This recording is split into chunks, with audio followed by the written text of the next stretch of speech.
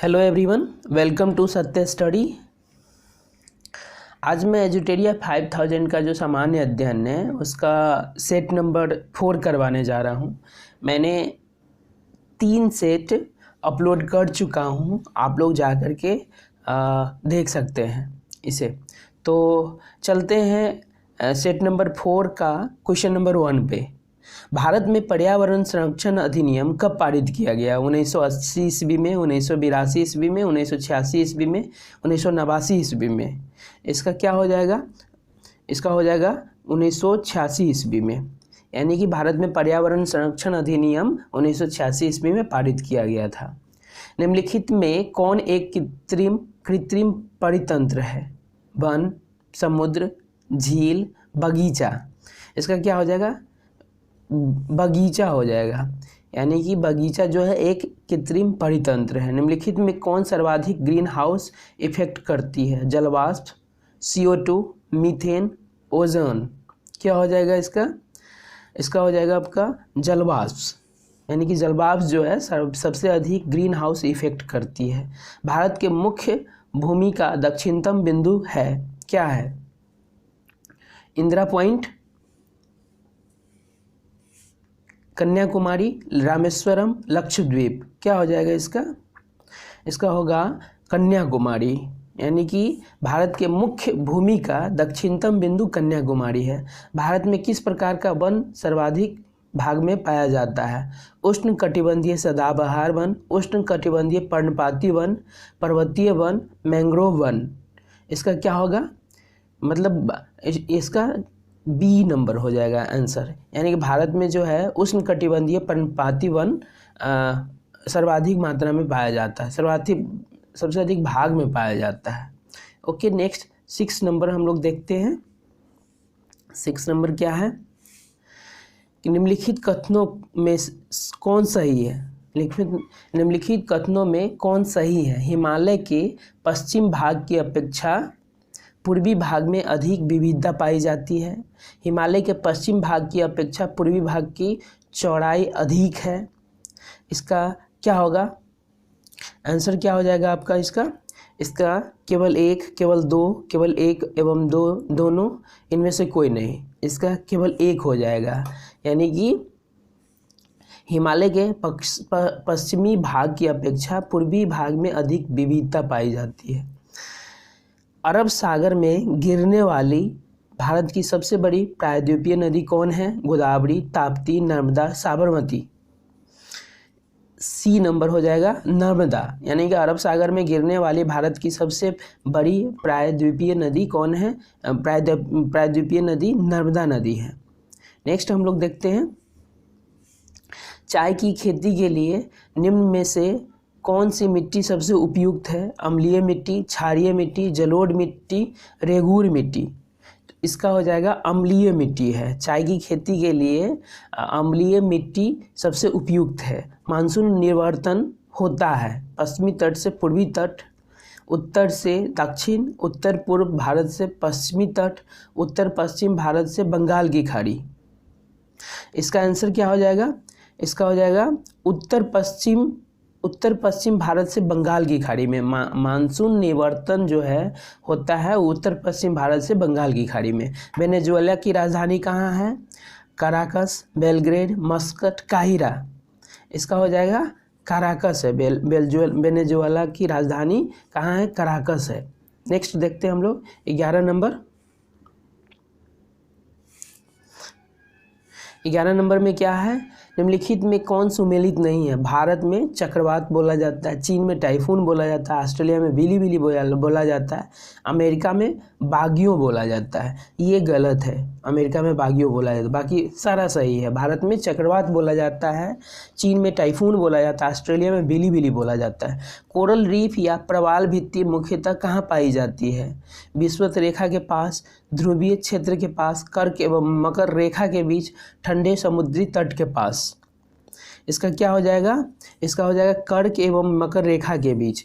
यानी कि coral reef या प्रवाल भित्ति जो है कर्क एवं मकर रेखा के बीच पाया जाता है। स्वर्ण सिंह समिति का संबंध है मूल अधिकारों से नीति निर्देशक तत्व से, मूल कर्तव्यों से, मूल अधिकार एवं और मूल कर्तव्य दोनों से। इसका क्या हो जाएगा? इसका हो जाएगा मूल कर्तव्यों से, यानी स्वर्ण सी समिति का संबंध मूल कर्तव्यों से है। नेक्स्ट हम लोग देखते हैं 14 नंबर, न्यायोचित एवं मानवीय कार्य दशाओं तथा मातृत्व सहायता के लिए उपबंध संविधान के किस अनुच्छेद में किया गया है? अनुच्छेद 39, अनुच्छेद 41, अनुच्छेद 42, अनुच्छेद 43। क्या होगा इसका? इसका आपका नंबर हो जाएगा अनुच्छेद 42 में, यानी कि अनुच्छेद 42 में है जो न्यायोचित एवं मानवीय कार्य दशाओं तथा मातृत्व सहायता के लिए उपबंध संविधान के अनुच्छेद 42 में किया गया है। नेक्स्ट हम लोग देखते हैं 15 नंबर क्वेश्चन, भारत के नियंत्रक एवं महालेखा परीक्षक के संबंध में निम्न कथनों पर विचार कीजिए। क्या हो जाएगा? इसके कार्यकाल 6 वर्ष या 62 वर्ष जो पहले हो आयु तक होता है। यह राष्ट्रपति के प्रसाद पर्यंत अपने पद पर बना रहता है। इसके वेतन एवं अन्य सेवा शर्तें राष्ट्रपति द्वारा निर्धारित होती है। उपर्युक्त में से कौन सा कथन गलत है? यानी कि उपर्युक्त सभी गलत है, कोई सही नहीं है। नेक्स्ट हम लोग देखते हैं, राज्यों में मुख्यमंत्री समेत मंत्रियों की अधिकतम संख्या विधानसभा की कुल सदस्य संख्या के कितने प्रतिशत से अधिक नहीं होनी चाहिए? 9%, 10%, 15%, 25%। क्या होगा इसका?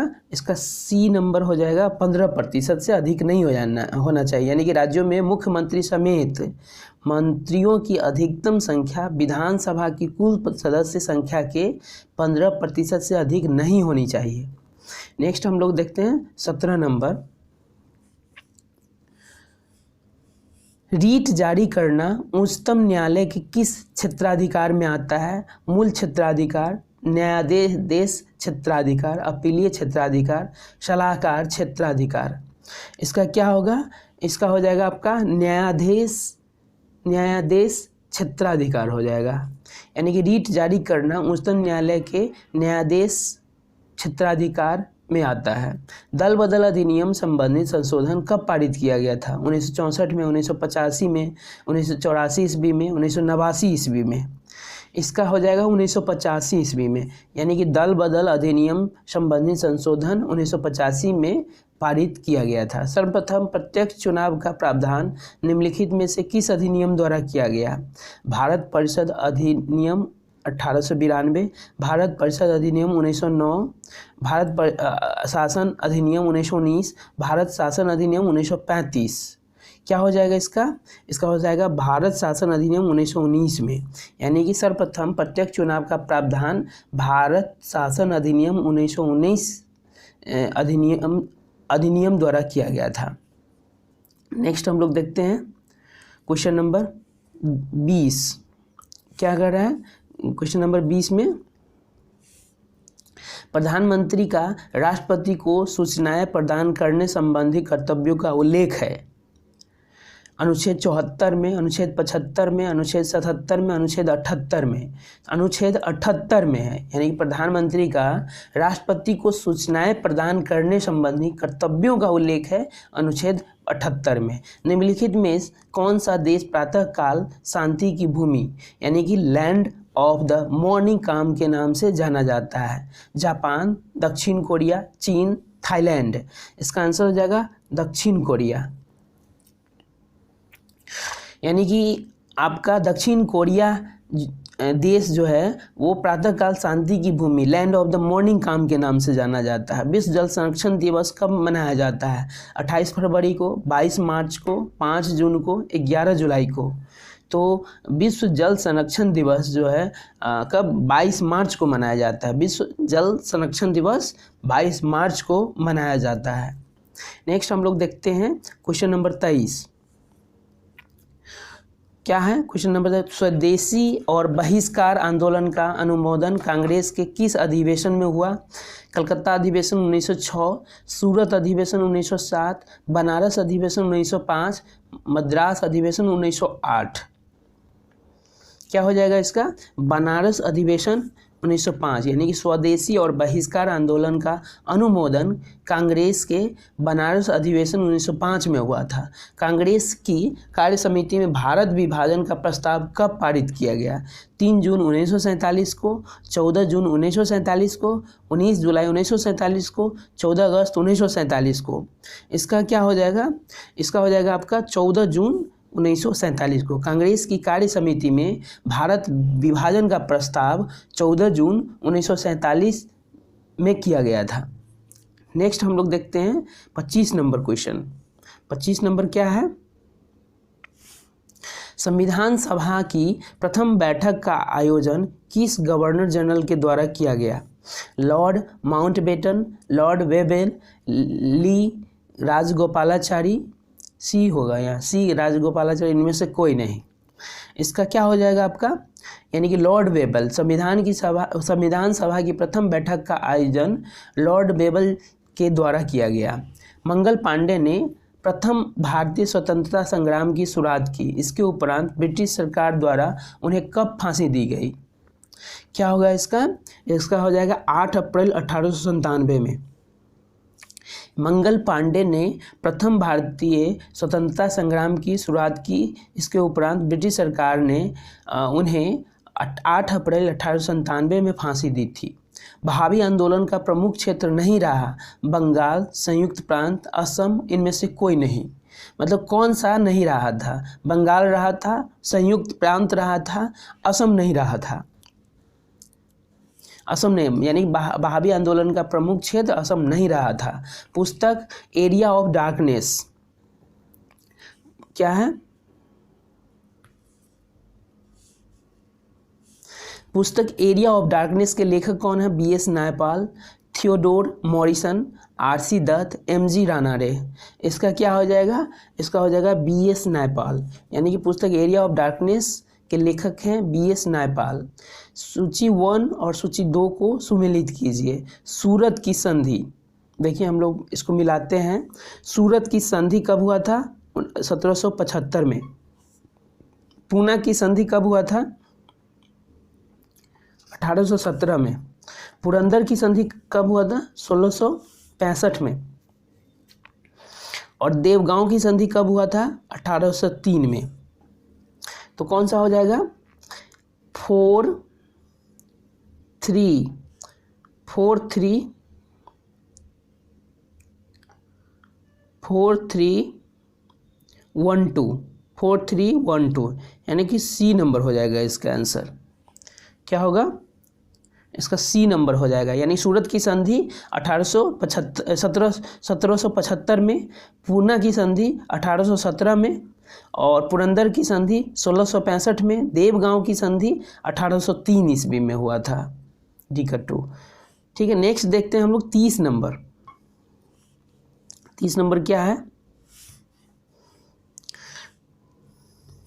निम्नलिखित में से किस ग्रंथ से गुप्त काल के बारे में जानकारी मिलती है? मृच्छकटिकम, मुद्रा राक्षस, गार्गी संहिता, राजतरंगिणी। इसका क्या होगा? मृच्छकटिकम से, यानी कि मृच्छकटिकम ग्रंथ से गुप्त काल के बारे में जानकारी मिलती है। ए नंबर हो जाएगा इसका आंसर। कलिंग शासक खारवेल किस धर्म का अनुयायी था? बौद्ध धर्म, जैन धर्म, हिंदू धर्म, सिख धर्म। क्या होगा इसका? इसका हो जाएगा जैन धर्म का। यानी कलिंग शासक खारवेल जो है जैन धर्म का अनुयायी था। भित्तिरी स्तंभ अभिलेख किस शासक से संबंधित है? समुद्रगुप्त से, स्कंदगुप्त से, चंद्रगुप्त द्वितीय से, चंद्रगुप्त प्रथम से। इसका आपका हो जाएगा स्कंदगुप्त हो जाएगा। भित्तिरी स्तंभ अभिलेख जो है स्कंदगुप्त शासक स्कंदगुप्त से संबंधित है। नेक्स्ट देखते हैं हम लोग 33 नंबर क्या है? दक्षिण भारत में स्थित कैलाशनाथ मंदिर किस शासकों के द्वारा निर्मित है? चोल शासक, पल्लव शासक, राष्ट्रकूट शासक, चालुक्य शासक। क्या हो जाएगा इसका? पल्लव शासक। यानी कि दक्षिण भारत में स्थित कैलाश मंदिर पल्लव शासक के द्वारा निर्मित है। सिकंदर की मृत्यु के बाद भारत ने अपनी गर्दन से दास्ता का जुआ उतार फेंका, साथ ही अपने गवर्नरों की हत्या कर दी। इस मुक्ति युद्ध का नाम नायक सेंड्रोकोट्स था। चंद्रगुप्त के विषय में यह किसने लिखा था? प्लूटार्क ने, एरियन ने, जस्टिन ने, डायोडोरस ने। क्या होगा इसका?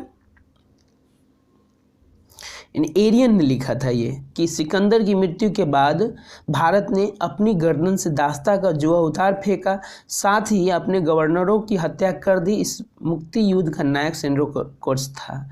यह विषय जो है चंद्रगुप्त के बारे में एरियन ने लिखा था। नेक्स्ट हम लोग देखते हैं 35 नंबर क्वेश्चन। 35 नंबर क्या है? ध्वनि का प्रभाव मानव के मस्तिष्क में संवेदन कितने समय तक रहता है? 1/20 सेकेंड, 1/10 सेकेंड, 1/3 सेकेंड, 1/5 सेकेंड। क्या हो जाएगा इसका आंसर? इसका 1/10 सेकेंड हो जाएगा। ध्वनि का प्रभाव मानव के मस्तिष्क में 1/10 सेकेंड समय तक रहता है। नेत्र में प्रवेश करने वाले प्रकाश की मात्रा का नियंत्रण निम्नलिखित में से किस अंग द्वारा किया जाता है? Cornea, choroid, retina, iris. क्या हो जाएगा इसका? आइरिस हो जाएगा।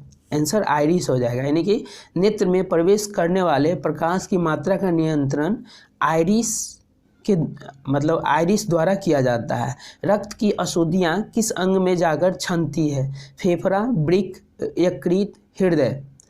इसका क्या हो जाएगा? वृक्क में जाकर छनती है। रक्त की अशुद्धियाँ वृक्क में जाकर छनती हैं। रक्त का कितना प्रतिशत भाग प्लाज्मा होता है? 30 से 40%, 40 से 50%, 55 से 60%, 60 से 70%। इसका हो जाएगा 55 से 60% तक। यानी कि रक्त का 55 से 60% भाग क्या होता है? प्लाज्मा होता है। नेक्स्ट 39 नंबर हम लोग देखते हैं। एक पौधे पर पुष्पन होने के लिए उत्तरदायी हार्मोन है ऑक्सिन, जिबरेलिन, साइटोकाइनिन, फ्लोरिजीन। क्या हो गया इसका आंसर? इसका हो जाएगा फ्लोरिजीन हो जाएगा। फ्लोरिजीन यानी कि एक पौधे पर पुष्पन होने के लिए जो हार्मोन उत्तरदायी है वो है फ्लोरिजीन है। इंद्रधनुष किसके कारण होता है? परावर्तन, अपवर्तन, प्रकीर्णन, परावर्तन एवं अपवर्तन। इसका डी नंबर हो जाएगा। परावर्तन एवं अपवर्तन। इंद्रधनुष परावर्तन और अपवर्तन के कारण होता है। नेक्स्ट हम लोग देखते हैं एक ही पदार्थ के अणुओं के बीच कार्यकारी आकर्षण बल को क्या कहा जाता है? आसंजक बल, गुरुत्व बल, नाभिकीय बल, ससंजक बल। क्या हो जाएगा इसका? इसका हो जाएगा ससंजक बल। यानी कि एक ही पदार्थ के अणुओं के बीच कार्यकारी आकर्षण बल को ससंजक बल कहा जाता है। नेक्स्ट हम लोग देखते हैं 42 नंबर।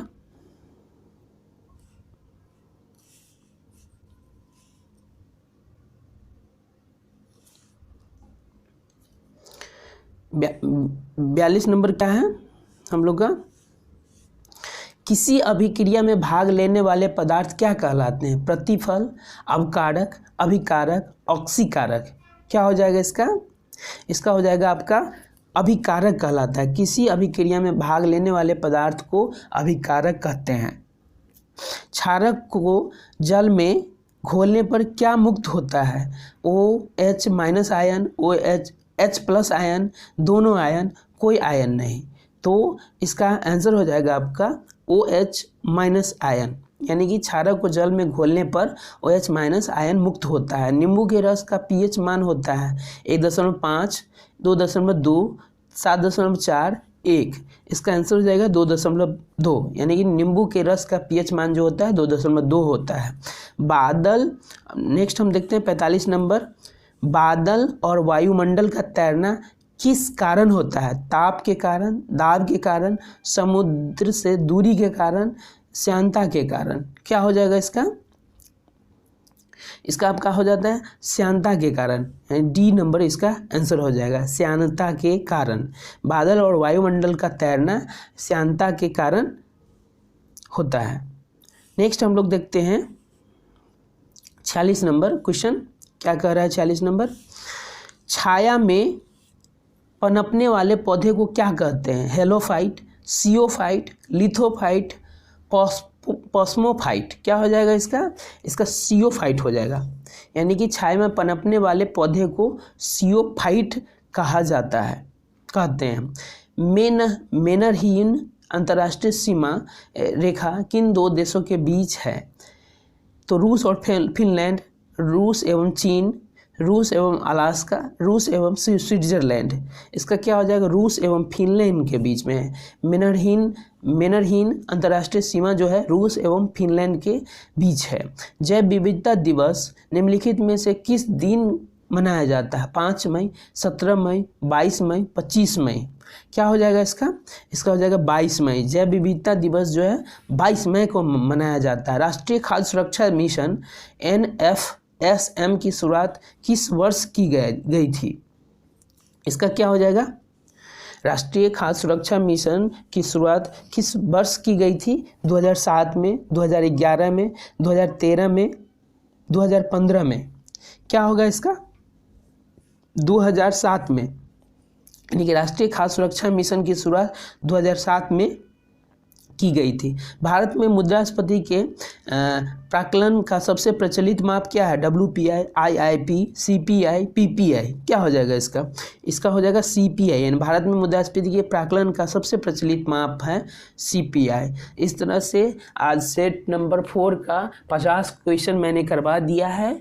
तो आप लोग चैनल को सब्सक्राइब करेंगे, शेयर करेंगे, लाइक करेंगे। Okay, bye.